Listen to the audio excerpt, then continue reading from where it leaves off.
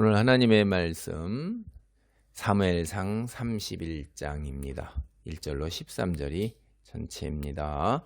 이것으로 사무엘상 우리가 전체 살펴보는 것을 오늘 마칩니다.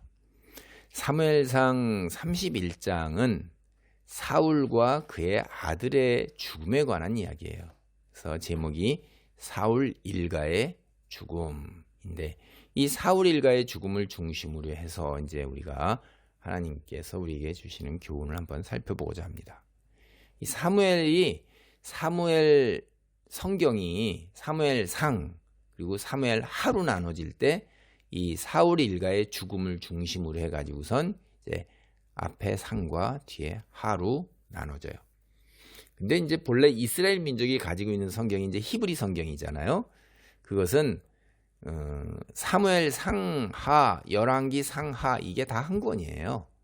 그래서 우리 기독교에 오면서부터 이제 사무엘서를 이렇게 열왕기하고 구분하고 또 상하로 구분해서 이렇게 나누고 있습니다. 어떤 면에서는 그러니까 이렇게 성경이 이렇게 구분됐다 하는 게 이제 이게 나름대로 뭔가 전개가 바뀌어지는구나라고 우리가 생각할 수도 있고, 주제도 다르고, 또 어떤 면에서는 그렇지 않을 수도 있구나 하는 그런 것들을 이렇게 히브리 성경과 비교해 보면 그렇게 우리가 생각해 볼 수가 있죠. 그러니까 사무엘 상하 구분이 의미가 크게 없을 수도 있다라고 또 그렇게 바라보면 바라볼 수 있어요. 근데 이제 우리가 구약 성경을 한번 보세요, 여러분. 구약 성경 마무리가 어떻게 이루어지고 있는가? 창세기는 야곱과 요셉의 죽음으로 마무리돼요. 신명기는 모세의 죽음으로 마무리됩니다. 여호수아서는 여호수아의 죽음을 끝을 맺어요. 그리고 여호수아의 죽음으로. 그러니까 구약에 이제 다른 성경하고 맥락을 같이 한다고 본다면 사무엘상이 사울의 죽음으로 마무리하고 있는 것, 그거 뭐 그냥 자연스럽게 우리가 보일 수 있습니다. 이제 이때 사울 일가가 죽어갈 때 다윗은 블레셋 왕 아기스에게서 하사받은 시글락이라는 곳에 거하면서 이스라엘과 블레셋 사이에 이제 전쟁 소식을 기다리고 있는 거예요. 시글락으로 돌아왔으니까 블레셋 땅에 거하면서 블레셋 군대와 연합해서 이스라엘 동족과 전쟁을 벌일 뻔한 다윗이 블레셋 군대의 전투력이 어떠한가, 그 누구보다도 잘 알고 있는 거예요. 이제 그러니까 군대의 힘이 어느 정도인가를 잘 알고 있다는 거죠. 다윗은 그래서 이번 전쟁이 사울의 마지막 전쟁이고 사울이 죽을 수도 있다, 이런 걸 이제 직감하고 있는 거예요. 그 앞에 부분에서 그 주변에 따르는 무리들이 사울 왕을 죽이려 할 때 그만두어라, 여호와의 기름 부음 받은 자, 그가 병에 걸려 죽을지 전쟁에서 죽을지 누가 아느냐, 이렇게 하면서 단호하게 거절했던 거에서도 이제 직감적으로 우리가 자신도 모르는 사이에 예언 같은 말을 한 겁니다. 다윗은 전쟁터에서 이제 멀리 떨어진 시글락, 거기에 머물면서 이번 전쟁에 참여하지 않았어요. 이게 무슨 얘기냐면 다윗은 어떤 면에서도 사울 왕과 사울 일가의 죽음에 연관되어 있지 않다는 얘기예요. 이 사실이 앞으로 다윗의 삶에 있어서 굉장히 중요한 이야기예요. 그러니까 이어지는 사무엘 하의 이야기가 이제 다윗을 중심으로 한 이야기인데 다윗의 일생이죠. 뭐 거기에서 굉장히 중요한 포인트가 되고 있다 하는 것입니다. 처음부터 이 말은 다윗은 취하는 자가 아니라 오히려 받는 자였다는 거예요. 그러니까 취한다는 거하고 받는다는 거하고는 굉장히 다른 거죠. 다윗은 한 번도 사울 왕의 자리를 취하려고 한 적이 없어요. 왕의 자리를 자기가 취한 것이 아니라 왕의 자리를 하나님께서 주는 걸 받은 거예요. 뒤도 보면 다윗을 왕으로 추대해서 백성들이 세운 거지, 내가 왕이니 너희가 나를 따르라 이렇게 하고 취하지를 않았다 이 말이에요. 다윗은 보면은 항상 사울 왕을 윗사람으로 그리고 신하로서 주인으로 모셨어요. 다윗이 사울의 뒤를 이어 왕으로 세움받은 것, 앞서 말씀드린 거로 전적으로 하나님께서 하셔서 백성들이 왕으로 추대한 거예요. 다윗 주변의 사람들에 의해서 추대되고 조성된 일이 이 말입니다. 반면에 세상 왕은 뭐냐면 스스로가 자기가 왕으로 등장을 해가지고서 백성들로부터 이것저것을 다 취해가잖아요. 응? 우리가 사무엘상 앞에 볼 때 이스라엘 백성들이 우리도 세상 왕을 요구하나이다 이렇게 요구했잖아요. 이스라엘 백성 뜻대로 사울 왕이 이제 세워졌고 세상 왕처럼 백성들로부터 그는 취했어요. 다. 사무엘이 염려했던 바가 바로 그거였어요. 근데 사울 왕은 백성들로부터 자기의 것을 갖다가 취하는 왕이 되고 말았던 것입니다. 근데 다윗을 보세요. 하나님의 성품을 닮아서 하나님이 당신의 백성들로부터 뭘 취해갑니까? 그러질 않아요. 근데 이 가나안의 다시 고대 근동의 신들은 그 섬기는 자들로부터 취해요.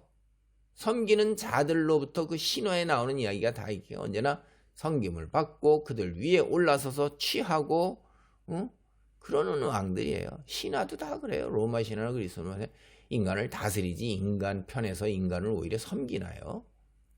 인간 위에 서서 인간으로부터 취하는 거죠. 영광을 취하고 있어요. 스스로. 근데 그게 아니라 우리 기독교의 하나님은 우리가 자발적으로 나서 하나님께 영광을 돌리는 거예요. 여러분 자발성이에요. 스스로가 원해서 하는 것이지. 근데 저쪽은 이제 강제라 이 말이에요. 가짜 신들은. 다윗도 하나님을 닮았기 때문에 백성을 보호하고 베푸는 왕이에요. 뒤에 이야기 쭉 전개되는 거 보면. 그리고 지금까지도 왕적인 권한을 갖다가 왕이 아님에도 불구하고 왕으로서 해야 할 일들을 한 거를 볼 때 취한 게 아니라 오히려 그 아말렉 족속으로부터 전리품을 빼앗아 갖고선 나누어 주잖아요. 사울 왕이 블레셋과의 전쟁에서 패하고 길보아 산에서 죽은 내용, 이게 이제 사무엘상 31장인데 세 단락으로 나눌 수 있어요. 첫째 단락이 31장 1절로 7절입니다. 사울 일가의 죽음, 이게 주요한 내용이에요. 오늘은 사무엘상 31장 3절로 6절을 봅니다. 사울이 패전함에 활 쏘는 자가 따라잡으니 사울이 그 활 쏘는 자에게 중상을 입은지라. 그가 무기를 든 자에게 이르되 네 칼을 빼어 그것으로 나를 찌르라. 할례 받지 않은 자들이 와서 나를 찌르고 모욕할까 두려워하노라 하나 무기를 든 자가 심히 두려워하여 감히 행하지 아니하는지라. 이에 사울이 자기의 칼을 뽑아서 그 위에 엎드러짐에 무기를 든 자가 사울이 죽음을 보고 자기도 자기 칼 위에 엎드러져 그와 함께 죽으니라. 사울이 그의 세 아들과 무기를 든 자와 그의 모든 사람이 다 그날에 함께 죽었더라. 지금까지 우리가 본 사무엘상에서 오랫동안 암시되어 온, 그리고 28장에서 사무엘의 입을 통해 선고된 사울의 사형, 이게 마침내 집행된 거예요. 이런 관점에서 보면 지금 31장의 사울의 죽음이라는 것은 미리 예고되고 예언된 거기 때문에 전혀 새로울 게 없는 거예요. 예언된 일에 성취에 지나지 않는다 하는 거죠. 사울의 죽음에 관한 예언이 성취되는 장소가 사실은 앞서 28장 4절에 나왔던 길보아산입니다. 길보아산. 사무엘상 9장 16절을 보면 사울이 처음 왕으로 세움을 받았을 때 그는 블레셋 사람들을 상대로 싸우라는 사명을 받았어요. 불행히도 이제 그는 그 사명을 완수하지도 못하고 블레셋 사람들의 손에 죽고 말았습니다. 이 점에서 사울은 자신의 사명을 감당하지 못하고 오히려 원수의 손에 의해 죽음을 맞이하는 처절하게 실패한 왕, 이런 오명을 가지게 되었어요. 벗어나지 못하는 거예요. 이 오명에서. 이스라엘 역사의 한 장면이 이제 막을 내리는데 그 막이 안타까운 사울의 죽음인 것입니다. 이스라엘의 참패로 끝났고 갈보아산은 이스라엘 군대의 시체로 덮였습니다. 사울의 세 아들 요나단, 아비나답, 말기수아도 죽었어요. 사울은 그의 뒤를 쫓는 블레셋 군인의 활에 중상을 입고 살아나기 힘든 상태에 빠졌어요. 함께 하던 자, 즉 자기의 무기를 따라다니면서 시중을 들던 자에게 죽여달라고 애원을 했어요. 블레셋 사람들이 생포한 삼손의 눈을 뽑고 데려다가 노예로 부리고 그를 조롱거리로 만들었던 이야기가 사사기에 나오는데 그 이야기가 이스라엘 사람들에게 다 알잖아요. 그러니까 사울은 자기가 왕이라 이 말이에요. 끌려가면 어떻게 됐어요? 삼손과 같은 비슷한 처지에 놓이게 된다는 것을 알고 있기 때문에 차라리 죽음을 택하겠다 이런 극단의 결단을 한 겁니다. 안타깝지만 한편으로는 세상적 관점에서 이해가 가기도 하는 거예요. 고개를 끄덕일 수도 있다 이 말입니다. 잘했다는 이야기가 아니에요. 그런데 무기를 든 자가 사울의 말을 따르지 않자 결국 사울은 자기 목숨을 스스로 끊은 겁니다. 사울을 죽이기를 거부했던 자도 이 광경을 옆에서 지켜보고는 자기도 사울의 뒤를 따라 스스로 목숨을 끊었어요. 이거 참 비극입니다. 정말 비극이지요. 왕으로서의 그 품위와 인간으로서의 존엄을 유지 못한 그런 마지막 죽음, 참 안타까운 비극인 것입니다. 이날 전쟁에서 사울 자신뿐 아니라 세 아들과 그의 사람들로 지칭되는 모든 사람들이 다 전사한 거예요. 그러니까 주변에 지도자를 잘못 만나면 이렇게 다 함께 도매금으로 다 멸망과 파멸로 가는 겁니다. 주변의 지도자를 잘 여러분이 분별하고 따라야 되는 거예요. 그 여러분이 지도자가 잘못이고 내가 속한 교회가 잘못이고 내가 속한 공동체가 잘못이기 때문에 나 잘못이 없다 하는 그 말이 전혀 성립이 안 되는 거예요. 여러분은 선택할 수 있는 자유와 그 다음에 분별할 수 있는 이성을 하나님께서 허락하셨기 때문에 여러분 스스로의 책임이 전혀 벗어나지 못하고 그 책임을 지도자와 공동체에 다 전가할 수가 없는 것입니다. 쓸모없고 무능해서 레임덕 현상까지 보이는 왕이었는데 그래도 그의 죽음이 이스라엘 전체에 큰 손실이 되는 것입니다. 현실적으로 그래요. 지도자를 잃은 이스라엘 군대가 블레셋 군대에게 성읍들을 내주고 도망했어요. 이제 블레셋 사람들이 성읍을 차지해서 오래 거주하게 되면서 힘든 싸움을 하게 되지요. 전쟁터하고 다윗 자신이 머무는 시글락은 우리가 앞서 보는 것처럼 사흘길이나 되는 먼 거리예요. 그러니까 사흘길 떨어진 먼 발치에서 모든 소식을 다 듣고 있던 다윗이 사울 일가의 죽음을 전해들으면서 마음이 상당히 불편했었습니다. 뒤에 나오는 이야기들을 보면 우리가 알 수가 있어요. 그렇지만 그 누구도 사울 일가의 죽음하고 이스라엘의 패배가 다윗으로 말미암았다. 다윗 때문이다. 다윗도 책임이 있다. 이렇게 얘기할 만한 근거나 상황이 전혀 아니라는 겁니다. 두 번째, 31장 8절로 13절이에요. 그게 사울 일가의 장례식에 관한 내용인 것입니다. 망자에 대한 예우를 참 하나님 보시기에 참 잘 실행한 그 야베스 사람들에 관한 이야기예요. 그 중에서 31장 9절로 10절을 봅니다. 그 이튿날 블레셋 사람들이 죽은 자를 벗기러 왔다가 사울과 그의 세 아들이 길보아 산에서 죽은 것을 보고 사울의 머리를 베고 그의 갑옷을 벗기고 자기들의 신당과 백성에게 알리기 위하여 그것을 블레셋 사람들의 땅 사방에 보내고 그의 갑옷은 아스다롯의 집에 두고 그의 시체는 벳산 성벽에 못 박음에. 여러분 이거 보니까 다윗이 골리앗을 갖다가 죽이고 머리를 베고 갑옷, 투구, 칼 다 가져오고 그 다음에 이스라엘 성막에 놔뒀던 거 이런 거하고 거의 같은 맥락이고 같은 이야기죠. 그게 그런 거예요. 이게 고대 이 근동의 그 전쟁 풍습이 이러했던 겁니다. 전쟁에서 승리한 블레셋 사람들이 그 풍습 따라서 이제 전리품을 찾기 위해서 죽은 사람들 사이를 누비며 옷을 벗기면서 쓸만한 것들을 다 죄다 가져가는 약탈을 하는 거예요. 그들이 전쟁터가 되었던 길보아 산을 이리저리 돌아다니면서 이런 전리품을 노획하다가 사울과 그의 세 아들의 죽음을 본 거예요.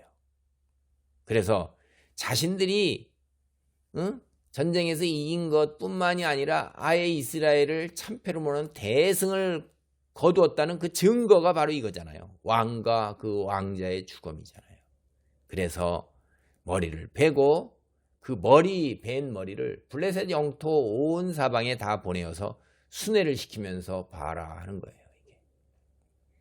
그리고 그 아들하고 사울왕의 시체를 갖다가 벳산 성벽에다가 못을 박아서 그것도 전시해 놓는 거예요. 봐라 하는 거예요. 이 벳산이라는 곳이 이스라엘 계곡하고 요단 계곡이 만나는 곳에 있는 거예요. 두 계곡이. 그러니까 양쪽에서 오는 교통을 통제할 수 있는 대단한 이제 요충지였죠. 그래서 우리가 앞서 성경 여호수아 17장 11절로 16절을 보면요. 여호수아가 벳산을 므낫세 지파에게 주었어요. 근데 므낫세 지파는 한 번도 이 땅을 차지하지 못했어요. 사사기 12장 7절 우리가 보면 알 수가 있어요. 이제 참 준 것도 차지하지 못하는 것, 이것도 하나님에 대한 믿음의 백성이 참 불신앙의 결과입니다. 이게 이제 사울의 갑옷은 아스다롯 신전으로 보내졌는데, 아스다롯이라는 게 시돈이라는 지방에서 숭배되던 여신인데, 여러분 이게 이제 벳산에서도 뭐 웬만한 이런 데마다 다 자기네 신당이 있잖아요. 그런 신당에서 이 아스다롯인 게 모든 이방신 그런 걸 지칭하는 거예요. 그냥 요즘은 바알하고 바알의 그 아내였던 여신 뭐 이런 거 같이 그냥 그런 모든 이방신을 다 지칭하는 그런 말로 이해해도 큰 무리가 없어요.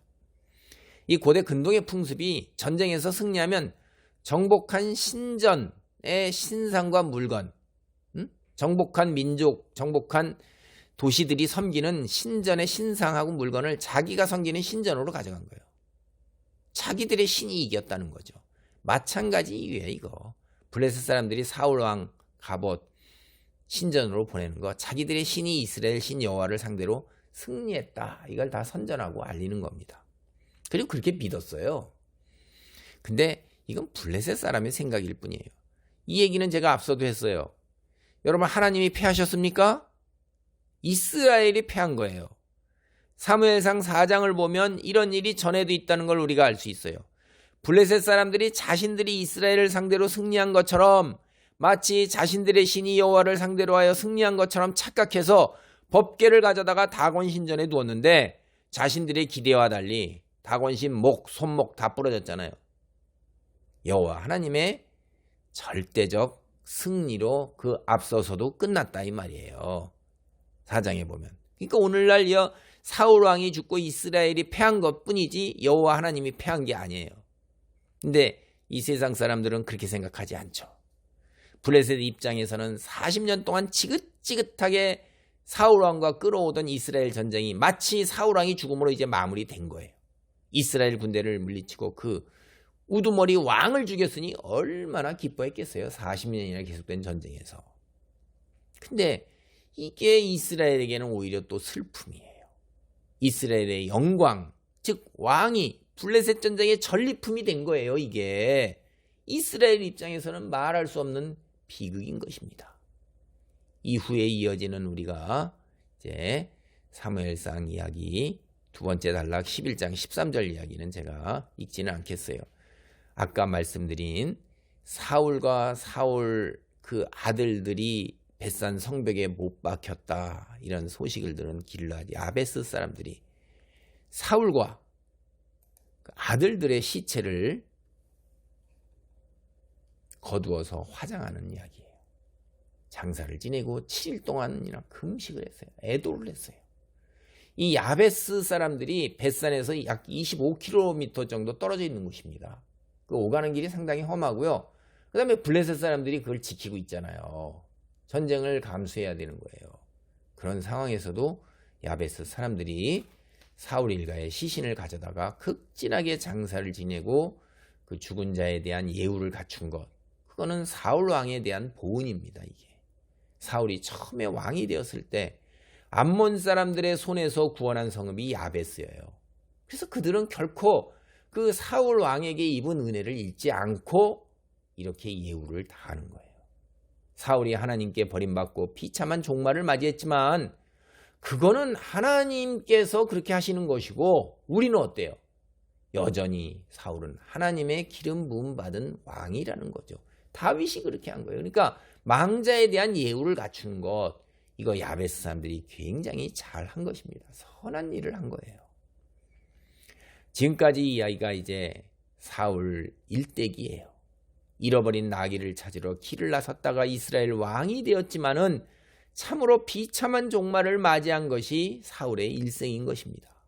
그가 이스라엘의 첫 번째 왕으로 세움을 받을 때 그 환호성과 영광이 다 어디로 사라져버리고 이렇게 쓸쓸하게, 아니 그리고 비극으로 처참한 죽음을 맞이해야 하는가, 이런 생각이 듭니다. 지금까지 이 사울의 이야기에서 우리는 두 가지 가르침을 생각해 볼 수 있어요. 첫째는 시작보다 끝맺음이 중요하구나라는 걸 깨달아야 되는 거예요. 저를 비롯해서 제 주변의 많은 사람들은 믿음으로 살기 시작한 날, 그것도 중요하지만 그것보다 더 중요한 것이 우리가 이 세상을 마무리하여 하나님 앞에 서게 되는 날, 그 날이 더 중요하다는 것을 깨달아야 하는 거예요. 그리고 그 날이 우리 앞에 더 가까이 다가와 있다는 거예요. 종말이 다가와 있습니다. 다시 말씀드리지만 시작도 중요해요. 그러나 결정적으로 중요한 것이 끝맺음이라는 거예요. 시작은 좋았는데 마지막이 나쁘면 결과는 실패예요. 그 결과에 대한 참담함이라는 것은 감당하기 어려운 것입니다. 그런데 시작은 별로였는데 마무리가 좋으면 그 결과는 성공이라서 하나님의 은혜 안에 머무는 구원에 있게 된다는 거죠. 성경을 보면 이런 대표적인 사례가 예수님과 함께 십자가에 매달린 어떤 강도의 경우예요. 누가복음 23장 39절로 43절을 보면 두 강도 중에서 한 사람은 회개하고 예수님을 믿어 천국에 들어간 것을 우리는 알 수가 있어요. 이걸 갖다가 어떤 사람은 잘못해가지고선 나는 세상에서 내 멋대로 하고 싶은 대로 다 살고 죄를 짓고 살다가 마지막 죽는 순간에 강도처럼 회개하고 하나님 나라에 들어갈 거야. 그건 자기 생각이고요. 멍청한 중에 멍청한 거예요. 하나님과 함께 동행하며 사는 삶이 얼마나 축복받은 삶이고 은혜고, 그것이 세상에서 지 멋대로 죄를 지어 사는 삶과 비교도 할 수 없다는 것을 알지 못하기 때문에 젖먹이보다 더 못한 머리로 그따위 소리 하고 있는 거예요. 응? 그 사람 지가 그럼 마지막 순간에 지 마음대로 회개가 딱 돼요? 그거 절대로 결단코 그렇지 않습니다. 회개하는 마음도 하나님께서 은혜를 베푸셔야만 되는 겁니다. 믿음도 마찬가지인 건데 그건 지 생각이고 그거 전혀 아니다는 거. 제가 여기서 드리는 메시지가 시작보다 끝맺음이 중요하니까 끝맺음을 더 잘하자는 거지, 이렇게 그걸 악용해가지고 그따위로 해석하는 사람들, 기가 막힌 머리에 정말 기가 막힌 사람들, 별 사람 다 있구나 하는 생각이 듭니다. 예수님께서 처음 된 자가 나중 된다는 말씀도 하셨어요. 세상에 비난을 받는 적지 않은 그리스도인, 처음에는 순수하고 정결한 마음으로 신앙생활을 시작했을 거예요. 근데 세상과 부딪히는 과정에서 어느 순간에 자신도 모르는 사이에 세상 물이 들고 변질이 되고 부패가 된 거예요. 그걸 깨닫지도 못하는 겁니다. 탐욕이 눈을 가려가지고 그렇게 되는 거예요. 뭐 마지막 순간에 자기가 회개하고 돌아선다고요? 그건 네 생각이고요. 세상을 마무리하는 순간을 위해 우리는 기도해야 하는 거예요. 하나님이 인정하시는 삶을 살고 영광스럽게 하나님 나라에 들어가기 위해서 늘 깨어 기도해야 한다, 이 말입니다.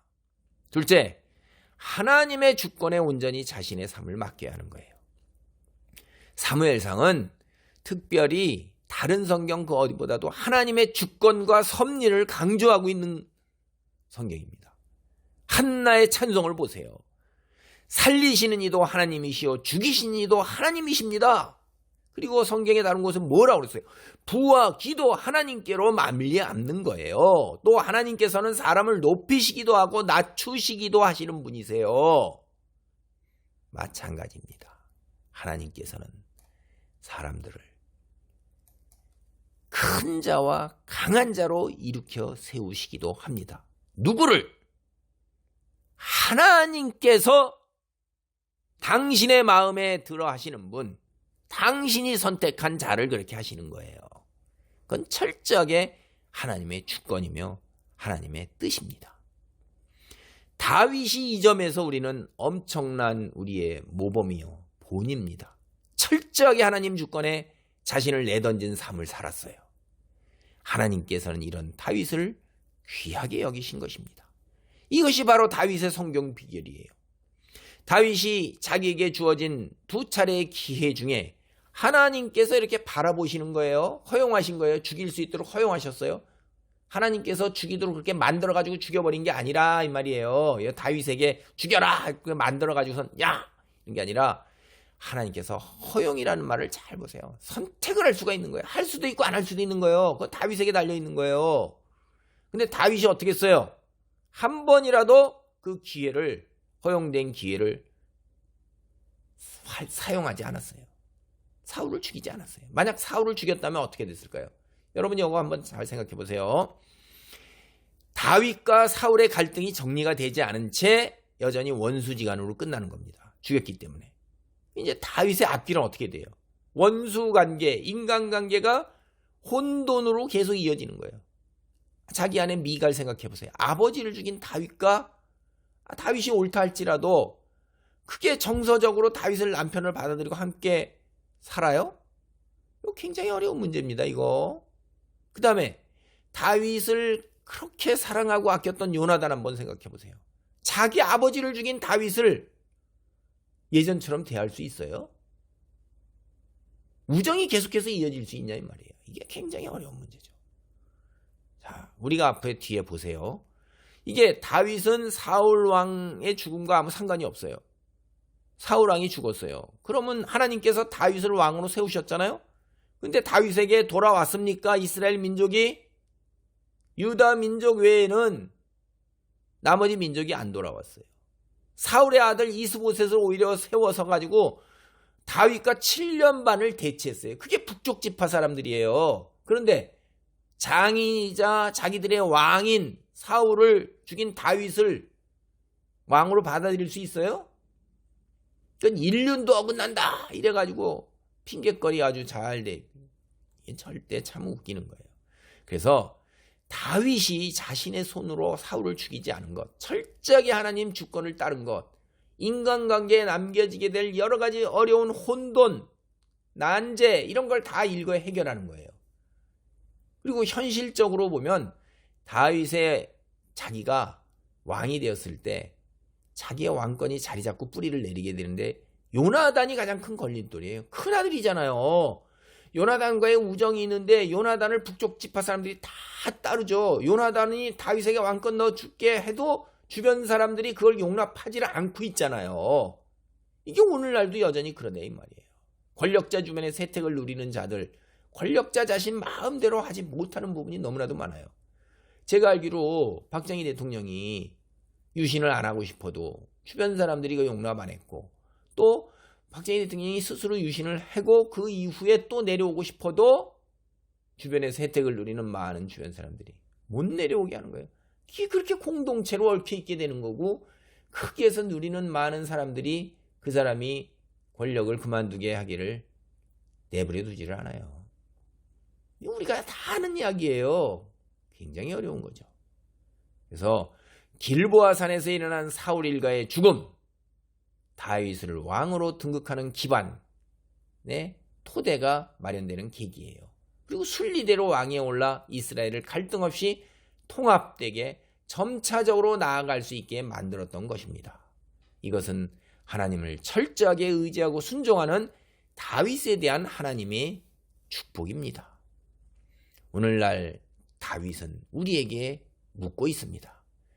철저하게 하나님의 주권과 섭리에 자신의 삶을 맡긴 자가 받는 복을 그리스도인 너희에게 보여줬는데 당신들은 여전히 인간 방식대로 자기 방식대로 삶의 여정을 고집하느냐? 그걸 선택하겠느냐? 라고 우리에게 묻고 있는 것입니다. 오늘 말씀을 정리합니다.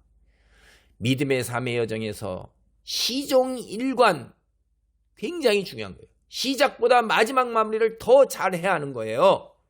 그리고 처음처럼 끝까지 일관되게 하나님 믿음 안에 머물면서 더욱더 성숙하고 자라나가야 되는 것입니다.